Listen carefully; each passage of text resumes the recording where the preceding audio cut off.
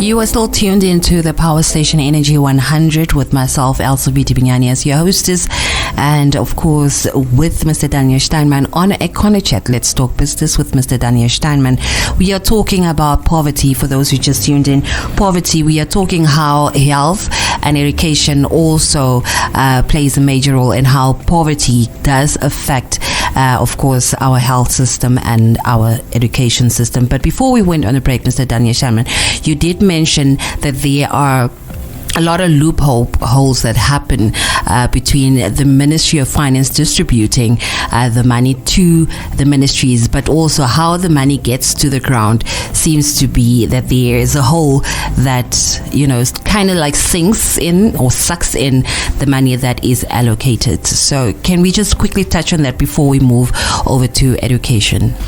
Also, we can cover the two items together. Okay. Remember, I picked them because they are the two biggest budget items, and together the two make up more than 1/3 of the entire budget.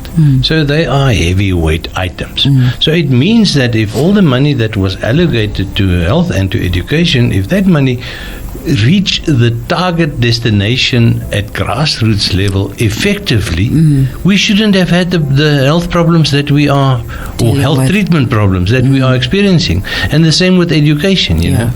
No child should be condemned to sitting under a tree and trying to learn the tables to pass grade 1. You know? We don't all need to be in fancy private schools like Windhoek Gymnasium. I mean, that's a bit over the top. But we can, I think there's a reasonable argument to be made out that in rural areas, especially where distances are large, you have to have a school at least every 30, 40, 50 kilometers, and you have to have a hostel. A hostel. It is useless to build a school in the middle of nowhere and to say, okay, this school is now servicing the villages in a 50-kilometer radius. How do those children get to the school? Even 5 kilometers, Elsby, which sounds like nothing, is too far for a child. You see, so without a school, the classroom side and the trained teacher side, without the teaching capacity and coupled to the ability to house those children, so that they only need to walk from the dormitory across the street to the classroom in the morning and back, and also during lunchtime, that they have a place where they can go and have a sandwich. So do you see what the point I'm making is that both health and education, they are more complex than you would imagine.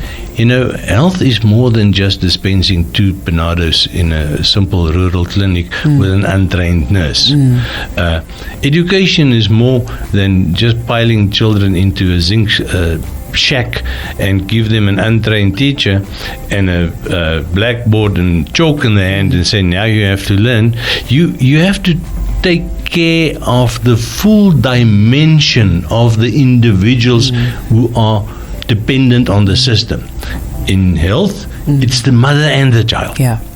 And if there are elders to be looked after, it's the grandmother and the grandfather with the people looking after them. You know, in education, it's the child when he has to go to school, so it's the relationship between the child and the teacher. But it's also the child when he has to stay over at night and get 3 decent meals a day. It's the relationship between the child and his parents who are absent for that period that he is attending school. And if you don't make sure that your resources are allocated in such a way that they effectively address the full spectrum of requirements, you're actually throwing a lot of money in the water. And I think this is what we've been doing for a very long time.